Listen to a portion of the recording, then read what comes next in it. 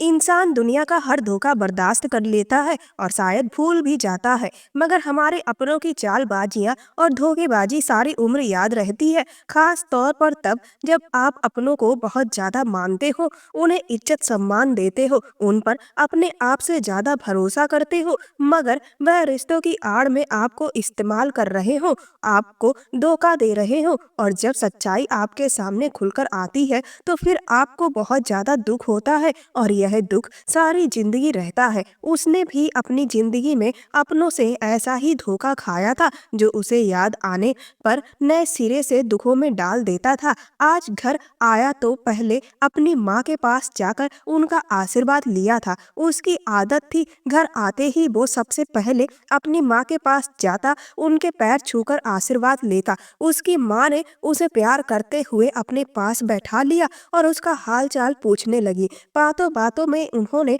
उसे नसीहत देना शुरू कर दी, जो कि वो रोज ही दिया करती थी। कहने लगी, अपनी पत्नी को तंग मत करना, ना ही उसके साथ जबरदस्ती करने की कोशिश करना। बेटा, वो अभी मासूम है, कम उम्र है, इस रिश्ते को समझने के लिए उसे थोड़ा समय चाहिए। बाकी तुम खुद समझदार हो कि मेरे कहने का क्या मतलब है। देखो, वो अभी बहुत छोटी है, इस रिश्ते के दर्द को शायद वो सह ना पाए। माँ की बातें सुनकर वो नजरें झुकाकर रह गया था। माँ की रोजाना की यही बातें सुनकर अब वो शर्मिंदगी का शिकार हो जाता था। वो एक जवान मर्द था, सब कुछ समझ बूझ रखता था। पता नहीं उसकी माँ उससे क्या उम्मीद लगाए बैठी थी, पता नहीं वह क्या चाहती थी, उसे आज तक समझ ही नहीं आया था। उन्होंने खुद ही पहले उसकी शादी एक छोटी सी लड़की से करवा दी। उस पर जब से शादी हुई थी, रोजाना उसकी माँ एक ही नसीहत लेकर बैठ जाती कि अपनी पत्नी के करीब मत जाना, उससे रिश्ता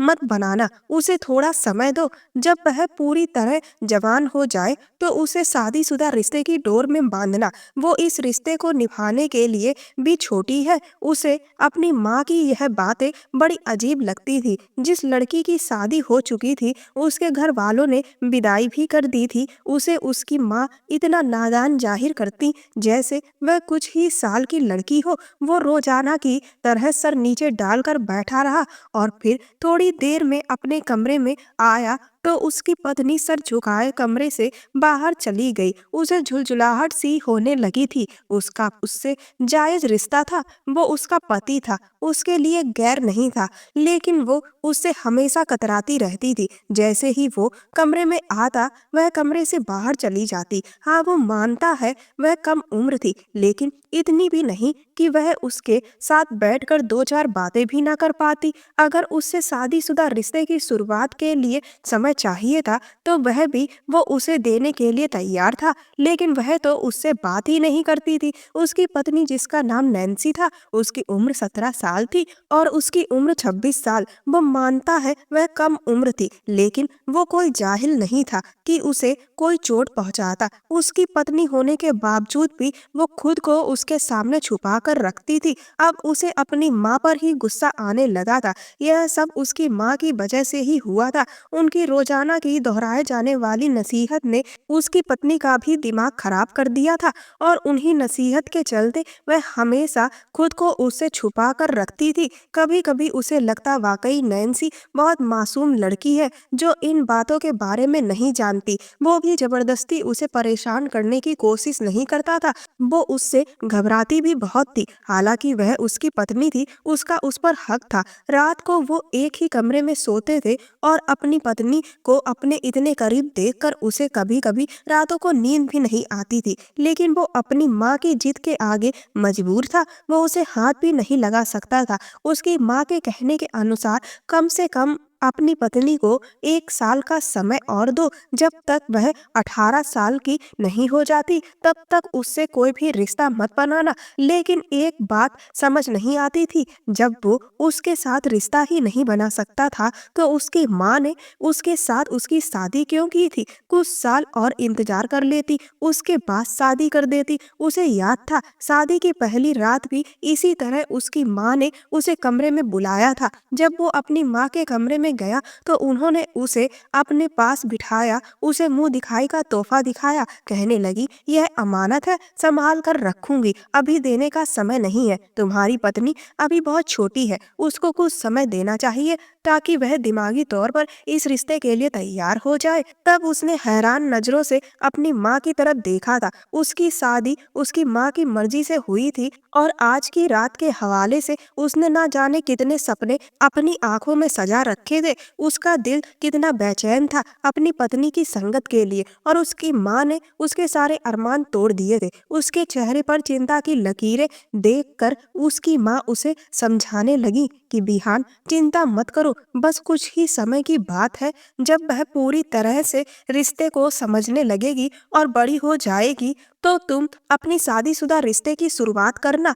जब वो जवान हो जाए तो तुम उसे अपना लेना, तब कोई दिक्कत वाली बात नहीं है, लेकिन अभी उसके साथ कोई भी रिश्ता मत बनाना। कहीं कुछ ऊंच नीच हो गई तो हम दुनिया जमाने को क्या मुंह दिखाएंगे। उसे अपनी माँ की बात पर हैरत हुई थी। वह अपने जवान बेटे की शादी करके कैसी अजीब सी बातें कर रही थी। वो एक जवान मर्द था, उसके भी कुछ जज्बात थे, वो कैसे खुद को कंट्रोल कर सकता था। उसने नाराजगी से अपनी माँ को देखा कि अगर उसकी पत्नी अभी जवान नहीं हुई है और वो दिमागी और जिस्मानी तौर पर इस रिश्ते के लिए तैयार नहीं थी, तो ऐसी लड़की को उसकी जिंदगी में शामिल ही क्यों किया गया था।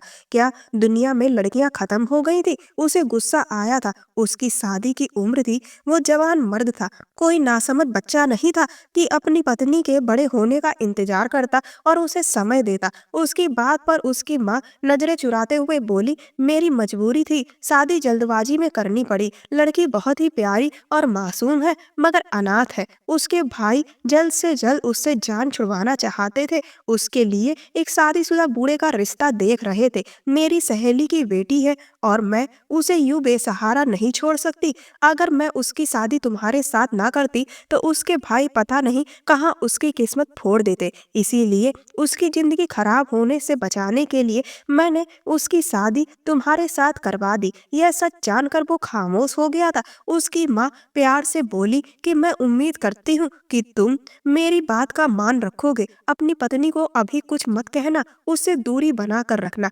लड़की इस समय बहुत ज्यादा डरी हुई है। माँ की ऐसी बातों पर उसे गुस्सा तो आया था, लेकिन वो बर्दाश्त कर गया था। उसे लगने लगा कि जैसे वो किसी छोटी सी लड़की को ब्याह लाया है। मगर जब कमरे में जाकर अपनी पत्नी को देखा तो हैरान रह गया था। वह कम उम्र जरूर थी, मगर जवान थी। उसकी खूबसूरती उसे अपनी तरफ खींच रही थी। बेहद खूबसूरत लड़की थी। उसे देखकर उसका दिल बेईमान हो उठा था। कम उम्र होने के बावजूद उसकी सेहत देखने लायक थी, इसीलिए वह अच्छी भली उसके साथ जच रही थी। उसने अपनी माँ की नसीहत पर मुश्किल से ही कंट्रोल किया था, वरना नैन्सी की खूबसूरती तो उसे दीवाना कर रही थी। वो उसके पास बैठ गया। यह सच था कि वह काफी डरी हुई लग रही थी। उसने कहा, परेशान मत हो, मैं तुम्हें कोई भी नुकसान नहीं पहुंचाऊंगा, तुम्हें मुझसे डरने की जरूरत नहीं है। उसने उसका हाथ थाम लिया जो एकदम ठंडा हो रहा था। हाथों में कपकपाहट सी महसूस हो रही थी। उसकी सरबती आंखों में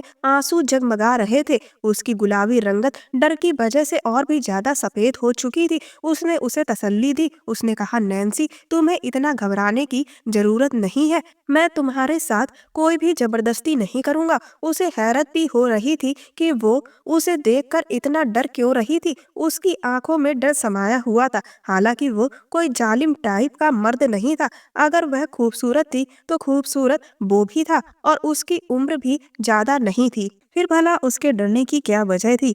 अभी जल्दी में ही उसकी नौकरी लगी थी और उसकी माँ ने अचानक ही उसकी शादी भी कर दी थी। वो तो इस अचानक शादी पर बौखला गया था। उसका छोटा भाई पढ़ाई करने के लिए अमेरिका में रहता था और वो हैरान था कि उसकी माँ ने उसका भी इंतजार नहीं किया था। उन दिनों उसके पेपर सर पर थे जब यहाँ पर उसकी शादी की तैयारियां चल रही थी। उसने अपने भाई को फोन करके माफी भी मांगी थी, तो वह बड़े ही सुकून से बोला, कोई बात नहीं भाई, मैं सब जानता हूँ, मेरी भी मजबूरी थी, इसीलिए मैं आ नहीं सकता। आप अपनी शादी को एंजॉय करें, पूरा महीना मेरा बहुत बिजी गुजरेगा। आप शादी करके अपनी जिंदगी को एंजॉय करना, मेरा इंतजार करने का फायदा नहीं। उसे अपने भाई का गिला ना करना बहुत बुरी तरह चुभा था। वो भाई एक दूसरे के बहुत करीब तो ना थे, मगर वो अपने भाई बहनों से बहुत प्यार करता था। अपनी शादी के मौके पर अपने भाई की गैर मौजूदगी को बहुत महसूस कर रहा था, मगर उसके भाई को तो कोई फर्क ही नहीं पड़ा था। शादी आराम से हो गई थी, उसे भी कोई समस्या नहीं हुई थी, मगर अब उसकी माँ का व्यवहार और उसकी पत्नी का उससे छुपना और उसकी माँ की हर वक्त की नसीहत करते रहना कि अपनी पत्नी को हाथ मत लगाना, उसे समझ नहीं आता था। उसकी माँ उसे उसकी पत्नी की सब जिम्मेदारियां पूरी करने की सलाह देती थी, मगर साथ ही उसे यह भी कहती कि उसके करीब मत जाना, छोटी है, नासमझ है, वगैरह वगैरह। लेकिन यह भी सच्चाई थी, उसकी पत्नी कोई इतनी छोटी नहीं थी, अच्छी भली जवान लड़की थी। वह बन ठन कर तैयार होती, उसके साथ ही उसके कमरे में रहती, अपने मायके भी जाती, अपने दोस्तों के घर भी जाती, मगर उसे उसका हक नहीं दिया था। बस वो अपनी पत्नी की तरफ नजर भरकर देख लेता था। उसके दिमाग में हर वक्त उसकी माँ की नसीहतें घूमने लगती थी। कुछ ही समय में वो चिड़चिड़ा होने लगा था। जाहिर सी बात थी, वो भी जवान मर्द था और उसके जज्बात उसे चैन लेने नहीं देते थे। उसकी पत्नी उसके ही बेड पर एक साइड पर सोती थी। रात रात भर उसे नींद नहीं आती थी। जी चाहता सब कुछ भूलकर वो नैन्सी को गले लगा ले, लेकिन फिर वो अपनी माँ की बात को टाल भी नहीं सकता था। अगर उन्हें पता चलता तो उसकी इज्जत उनकी नज़र में क्या रह जाती, यही सोचकर वो खुद को रोक लेता था। यह कैसी शादी थी जिसमें अपनी पत्नी से दूरी बनाकर रखनी पड़ रही थी।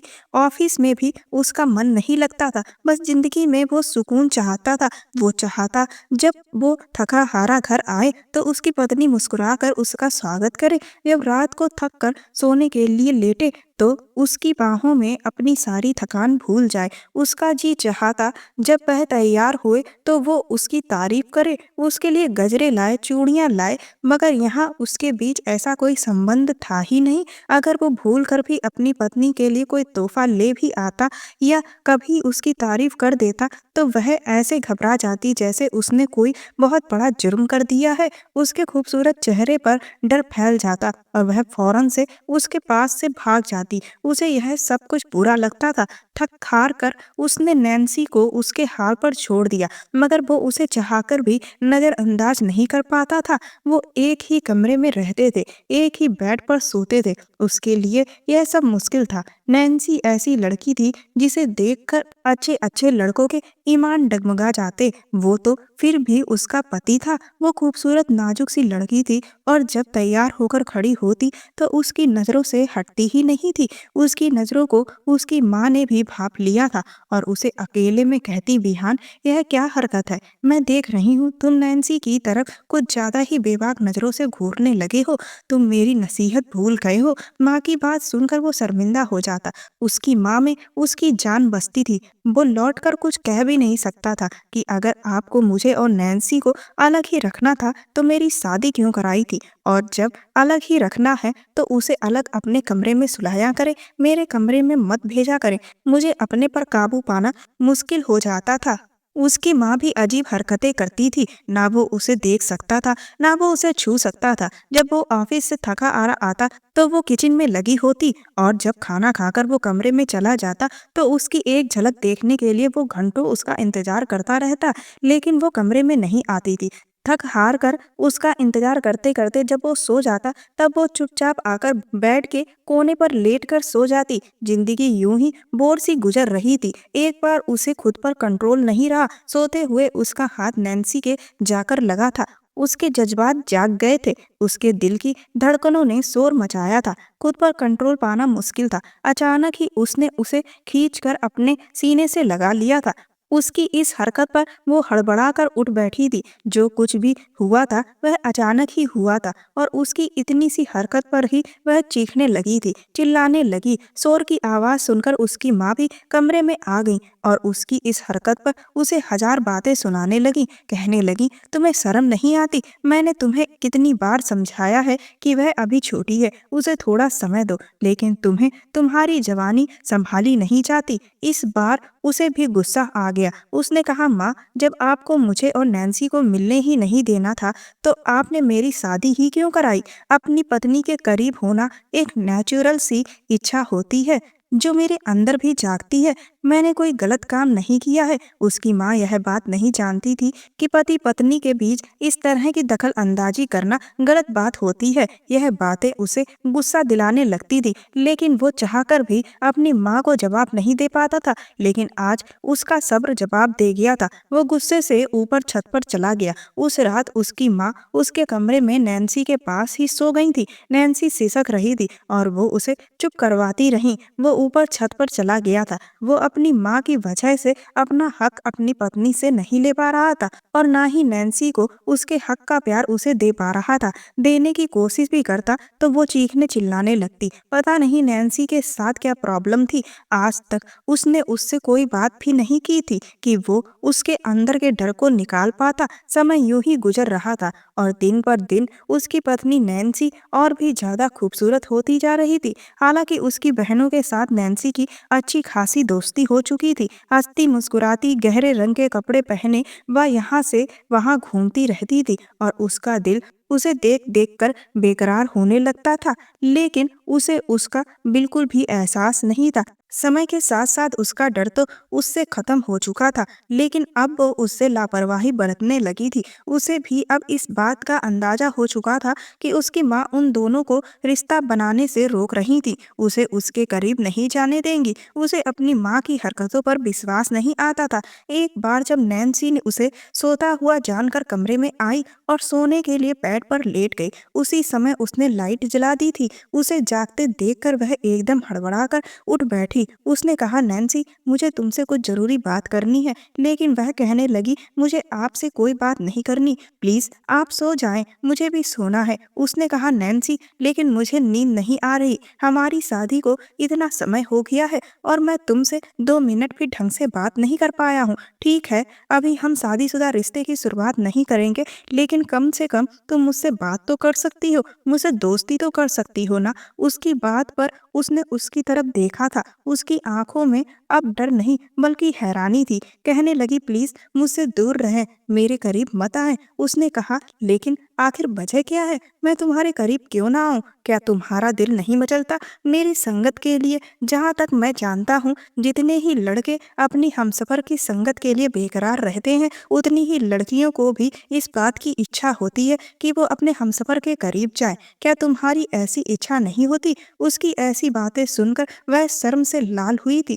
उसके गाल गुलाबी होने लगे थे और जल्दी से वो अपनी नजरें झुका गई थी। मौका सही जानकर उसने उसके हाथ थाम लिए। उसने कहा, नैन्सी, मुझ पर विश्वास करो, मैं कोई जालिम टाइप का आदमी नहीं हूँ। मैं तुम्हें कोई भी चोट तकलीफ नहीं पहुंचाऊंगा। यह कहते हुए धीरे धीरे वो उसके करीब होने लगा था। वह भी उसकी संगत पाकर पिघलने लगी थी। लेकिन इससे पहले उसकी शरारत आगे तक बढ़ती, उसके दरवाजे पर जोर से खटखट हुआ था। उसे पता था उसके रंग में भंग डालने वाला कोई और नहीं बल्कि उसकी माँ होगी। उसने दरवाजा खोला तो उसकी माँ ही दरवाजे पर खड़ी हुई थी। उनके चेहरे पर गुस्सा समाया हुआ था। कहने लगी, तुम्हारे कमरे की लाइट अब तक क्यों जल रही है और तुम अब तक सोए नहीं? और तुम्हारे कमरे से बातें करने की आवाजें भी आ रही थी, इसीलिए मैंने तुम्हारे कमरे का दरवाजा खटखटाया था।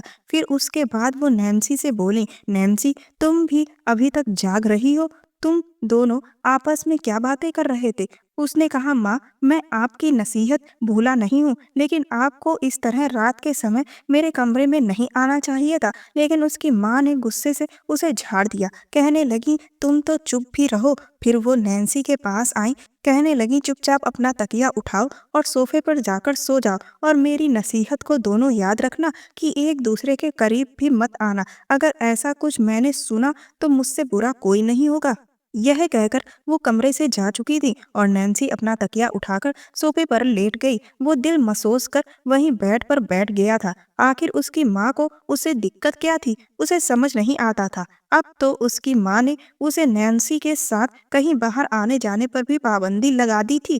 कहने लगी, नैन्सी इतनी छोटी है और तुम पूरे भरपूर जवान मर्द हो, वो तुम्हारे साथ बिल्कुल भी अच्छी नहीं लगती। लोग बातें बनाएंगे कि इतनी छोटी लड़की के साथ अपने इतने जवान हट्टे कट्टे बेटे की शादी कर दी। मैं नहीं चाहती लोग मुझे बातें सुनाए, इसीलिए तुम नैन्सी को लेकर कहीं बाहर मत जाया करो। और माँ की बात सुनकर नैन्सी भी माँ की हाँ में हाँ मिलाने करने लगती, वो भी जिद पर आ जाती और उसके साथ कहीं भी नहीं जाती थी। अब तो उसके दोस्त भी उसका मजाक उड़ाने लगे थे कि तुम अपनी बीवी के इशारे पर नाचने लगे हो, इतनी भी हिम्मत नहीं है कि उसे अपने साथ कहीं बाहर घुमाने फिराने ले जाओ। उसने एक दिन गुस्से में आकर नैन्सी से कहा कि आज तैयार रहना, मैं तुम्हें अपने दोस्त के घर ले जाऊंगा। मेरा दोस्त काफी दिनों से हमें अपने घर पार्टी पर बुला रहा है, आज कोई बहाना नहीं सुनूंगा। वो उसे बताकर खुद नहाने चला गया, मगर जब लौटा तो वो कमरे से गायब थी। वो गुस्से में बाहर निकला तो नैन्सी दूसरे कमरे में उसकी माँ के पास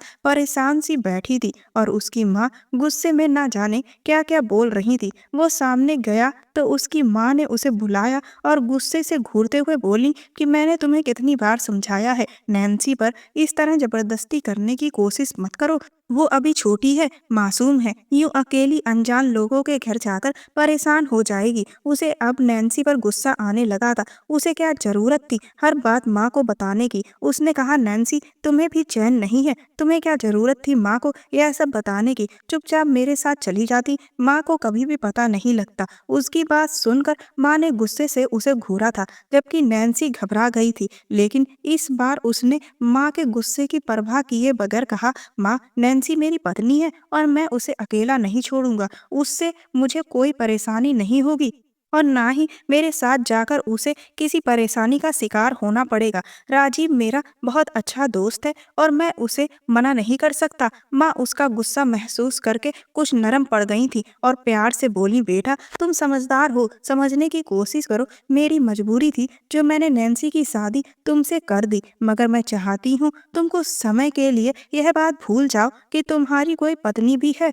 क्या तुम कुछ समय सब्र नहीं कर सकते? इतनी बड़ी भी बात नहीं है। उसने अपनी माँ के शब्दों पर हक्का बक्का होकर उन्हें देखा था। उसकी माँ अपने बेटे की खुद शादी करके उससे बोल रही थी कि खुद को कुंवारा समझो। उसे बहुत मायूसी हुई थी। वो घर का पहला बड़ा बेटा था। हमेशा उसकी माँ ने उसे बाकी बच्चों से पीछे ही रखा था और उसकी सारी चीजें हमेशा उसके छोटे भाई बहनों को दे देती थी। उसने इस बात को भी इतना महसूस नहीं किया था। वो अपनी माँ की बहुत इज्जत करता था। अपने बहन भाइयों में सबसे ज्यादा वो ही अपनी माँ की बात माना करता था, उन्हें सम्मान देता था। मगर उसकी माँ उसे ध्यान और प्यार देने की बजाय बाकी बच्चों से लाड़ उठाने लगती थी। शादी से पहले तक वो इन बातों को महसूस नहीं करता था और अक्सर यही सोच लेता, शायद उसके माँ का मिजाज ही ऐसा है और वो बड़ा है, इसीलिए उसे यह बातें नहीं सोचनी चाहिए। मगर शादी के बाद उसकी माँ का व्यवहार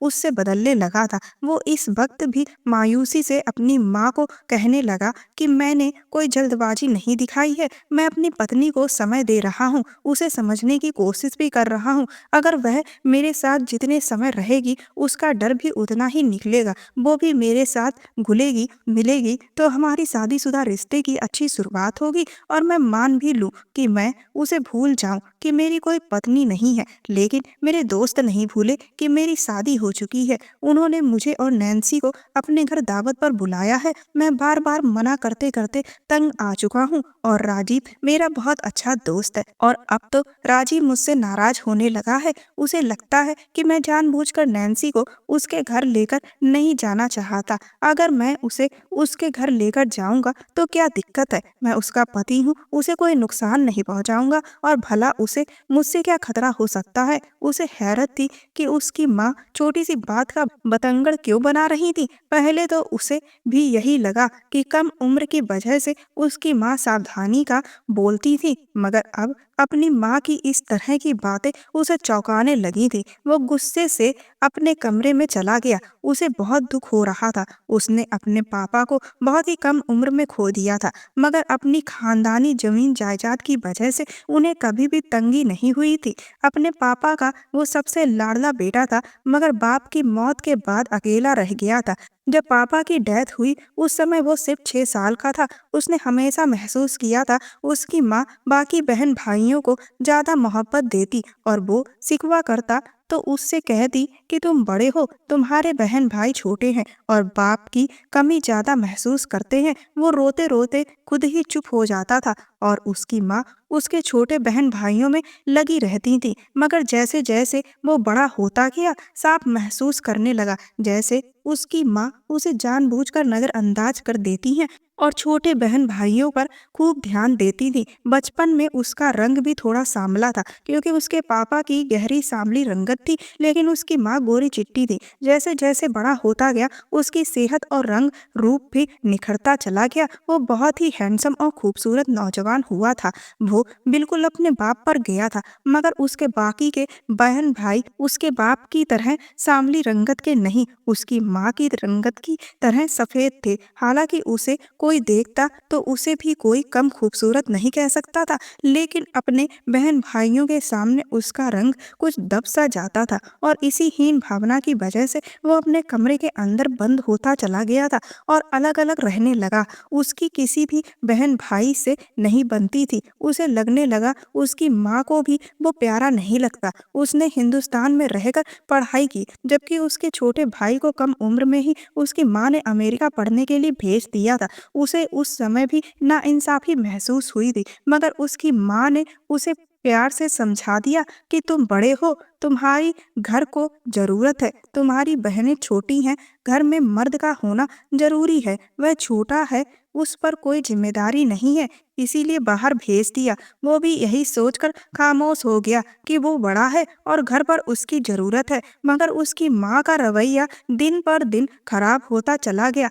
शादी के बाद तो उसकी माँ अजीब अजीब हरकतें करने लगी थी। उसे नैन्सी पर भी गुस्सा आता। वो उसका पति था, उसकी वजह से वह उसके घर में थी, मगर हर वक्त उसकी माँ के पहलू में लगी बैठी रहती। एक दावत की बात पर उसकी माँ और नैन्सी का ड्रामा उसे झुलझुलाहट में डाल गया था। वो गुस्से से घर से निकला और अपने दोस्त के घर चला गया। उसका दोस्त हैरान होने लगा, बोला, भाभी को क्यों नहीं लाया? उसी की वजह से तो हमने सारी तैयारियां की थी। वो शर्मिंदा हो रहा था। उसने उससे कहा, नैन्सी की तबीयत तो ठीक नहीं थी, इसलिए मैं अकेला चला आया। उसका दोस्त उसे हैरत से देखने लगा। वो उसे बैठाकर सीरियसली बात करने लगा कि अब बताओ तुम्हारी क्या समस्या है। पहले पहले उसने उसे टालने की बहुत कोशिश की, लेकिन वह भी शायद उसकी आंखों में सच पड़ चुका था कि जरूर कुछ ना कुछ समस्या है।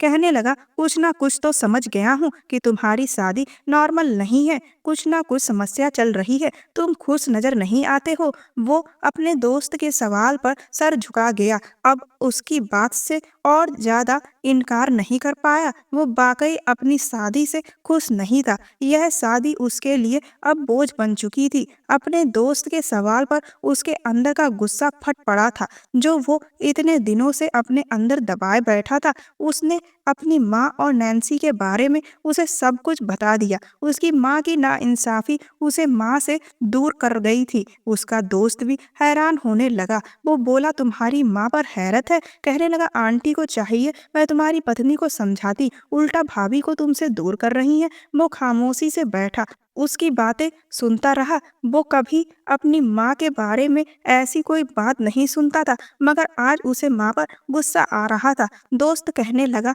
तुम्हारी हालत पर मुझे हंसी आ रही है और गुस्सा भी। कैसे मर्द हो, एक पत्नी को काबू ना कर सके, वो भी एक ही बेड पर सोते हुए, तुम उसे हाथ भी नहीं लगा सके। मुझे तो विश्वास ही नहीं कि तुमने कैसे इतनी रातें उसके बिना गुजार ली। वो हंसकर बोला और कहने लगा, तुम खुद ही कहते हो कि तुम्हारी पत्नी कम उम्र है और तुम अपनी कम उम्र पत्नी को संभाल नहीं पाए। उसने राजीव से कहा, मुझे कुछ मशवरा दो कि मैं क्या करूं कि मेरी पत्नी खुद ही मेरी संगत के लिए मचल उठे और मेरे करीब आ जाए। उसकी बात सुनकर राजीव सोच में डूबा था। वो शादीशुदा था। उसने कहा, कोई ऐसा रास्ता निकालो जिससे कि नैन्सी खुद ही मुझसे मोहब्बत करने लगे और खुद ही मेरे करीब आ जाए। मगर वो एक अजीब सा मशवरा देने लगा। वो उसकी इस बात पर घबरा गया। वो बोला, नहीं, मैं ऐसा नहीं कर सकता। वो बोला, अगर तुम डरते हो, तुम्हारी पत्नी भी ऐसे ही नखरे करती रहेगी। वो शादीशुदा है, अब छोटी नहीं है। तुम्हारी माँ का व्यवहार तो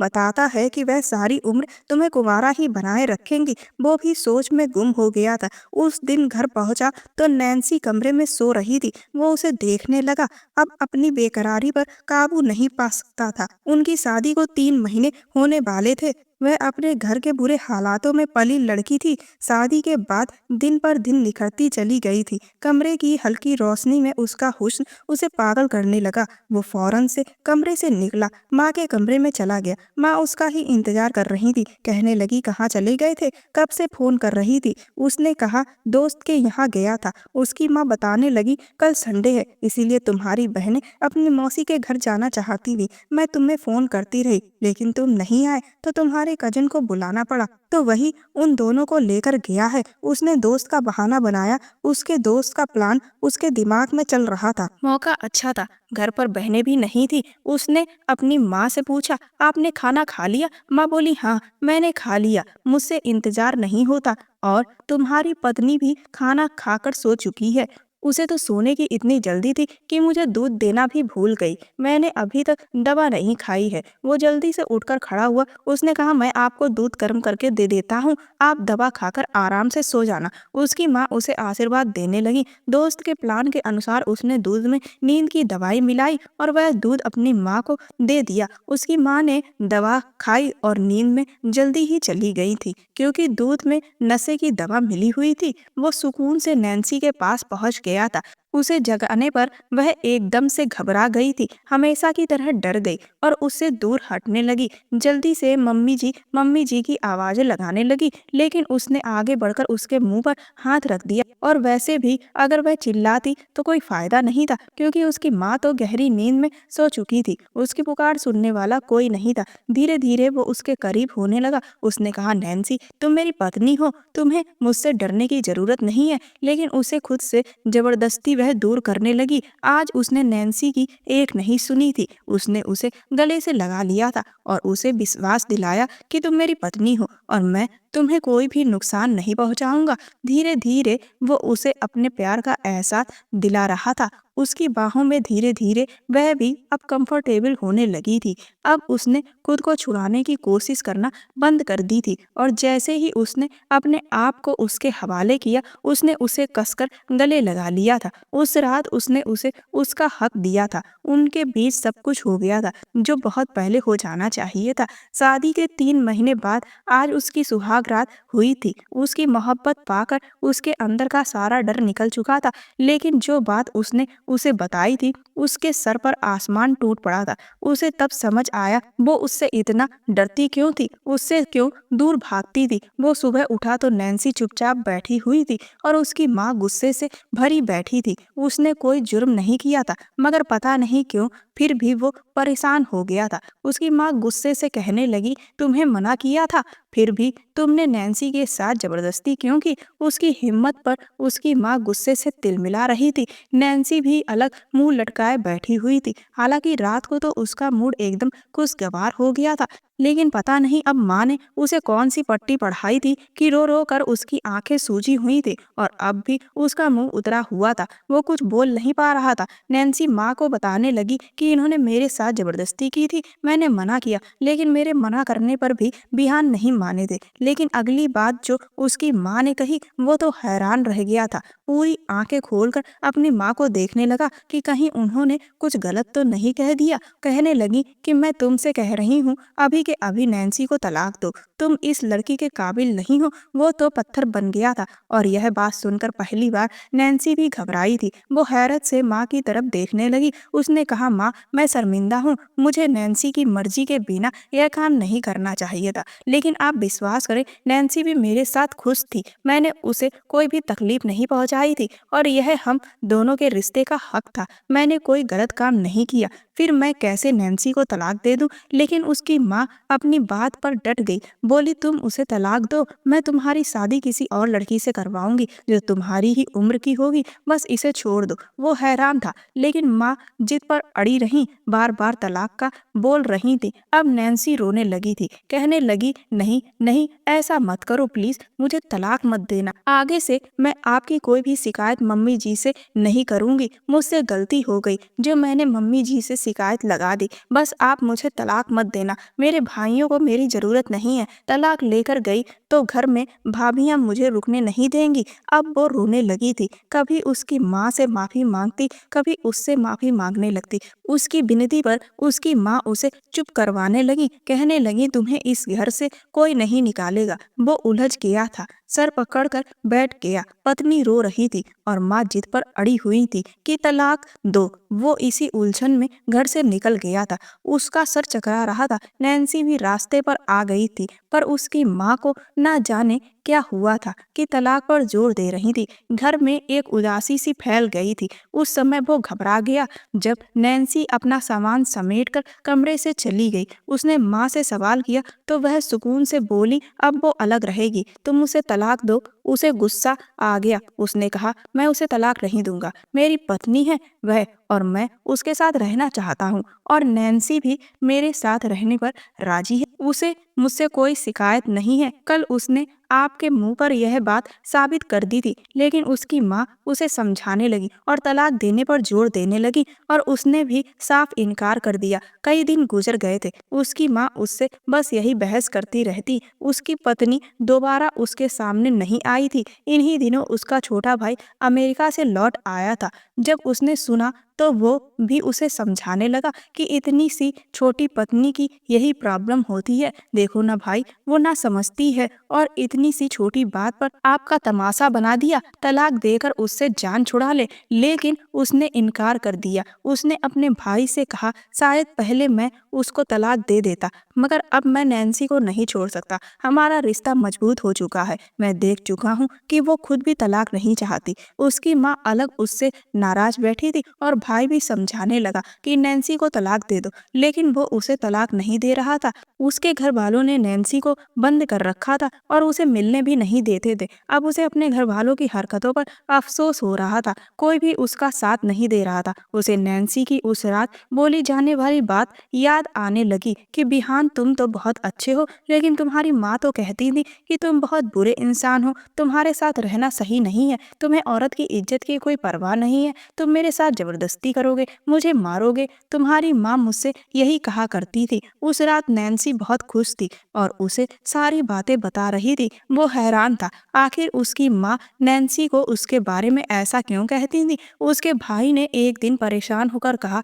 कि नैन्सी को तलाक देकर घर का सुकून वापस लौटा दो भाई, लेकिन उसने भी साफ इनकार कर दिया। तो उसका भाई उसकी माँ से ही लड़ पड़ा और सब कुछ सच बोलता चला गया। उसने जो खुलासा किया उसे हैरान कर गया था। यह कैसी हकीकत थी जो उसके ऊपर खुलकर आई थी, यानी उसका भाई नैन्सी से मोहब्बत करता था। उसे पढ़ाई के लिए जाना पड़ा, मगर उसकी माँ को लड़की के बारे में सब कुछ बताकर गया था और नैन्सी भी उस समय राजी थी। मगर अचानक उसकी सास की मौत हो गई। उसकी भाभियां उसकी जल्द से जल्द शादी करना चाहती थी। विहान की माँ को पता चला तो परेशान हो गई। उसका भाई उस समय हिंदुस्तान नहीं आ सकता था। उसकी माँ ने हमेशा की तरह उसे इस्तेमाल किया। उसकी शादी उस लड़की से करवा दी। उसकी माँ का इरादा था उसे नैन्सी से दूर रखेगी। छोटे भाई के आने पर तलाक दिलवाकर उससे उसकी शादी करवा देंगी। वो यह सच जानकर पत्थर बन गया था। कोई माँ अपने बेटे के साथ ऐसा कैसे कर सकती थी। एक बेटे के लिए उसकी माँ ने दूसरे बेटे का इस्तेमाल किया था। उसने अफसोस से अपनी माँ से सवाल किया कि आपने ऐसा क्यों किया, और उसके बाद जो उसकी माँ ने कहा वह उसके लिए एक बहुत बड़ा सदमा था। माँ बोली कि तुम मेरे बेटे हो ही नहीं, तुम मेरे पति की पहली पत्नी की औलाद हो। उसकी माँ ने कहा कि तुम्हारे बाप ने मेरे बच्चों को कभी अपनी औलाद नहीं समझा, सारी जायदाद तुम्हारे नाम कर दी। मैं कैसे तुमसे लगाव रखती। अपने बच्चों का हक सिर्फ मुझे ही पूरा करना था। वो दुख से अपनी माँ को देखता रह गया था।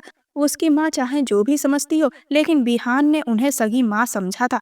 उसके बाप के पैसों पर उससे ज्यादा उसके बहन भाई ने ऐश की थी। वो फिर एक मिनट भी अपनी माँ के पास नहीं रुका था। चुपचाप उठकर कमरे में चला गया और उसने उन खुदगर्ज लोगों को अपने दिल से नोच कर फेंक दिया। वो नैन्सी के पास गया। उसने पूछा, नैन्सी बताओ, तुम मेरे साथ रहना चाहती हो या फिर मेरे भाई के साथ? अगर कहोगी तो तुम्हें तलाक दे दूंगा। नैन्सी बोली, मुझे तुम्हारे साथ रहना है। वो मासूम लड़की थी, सिर्फ पनाह चाहती थी। जिस आदमी ने मुश्किल समय में उसे पनाह दी थी उसी के साथ जिंदगी गुजारना चाहती थी। पहले वो उसकी माँ की बातों में आ जाती थी और डर जाती थी, क्योंकि उसकी माँ ने उसका नक्शा नैन्सी के दिमाग में बहुत ही गलत खींच रखा था। वो नैन्सी को लेकर एक अलग घर में शिफ्ट हो गया। बहन भाई का खर्चा अब भी भेजता है, लेकिन चाहकर भी अपना दिल उन लोगों के लिए बदल ना सका। और अब वो सौतेले रिश्तों से कभी नहीं मिलता है, जिन लोगों ने सारी जिंदगी सिर्फ उसका इस्तेमाल किया था। लेकिन जिंदगी से उसकी पत्नी के रूप में उसे खूबसूरत सा तोहफा मिला। उसकी पत्नी नैन्सी उसका बहुत ख्याल रखती, उसकी हर बात मानती है और वो भी उससे बहुत मोहब्बत करता है। दोस्तों, यह थी आज की कहानी। कैसी लगी जरूर बताना। पसंद आई हो तो प्लीज लाइक करना, हमारे चैनल को सब्सक्राइब करना। मिलते हैं दोस्तों अगली किसी नई कहानी के साथ। तब तक के लिए धन्यवाद।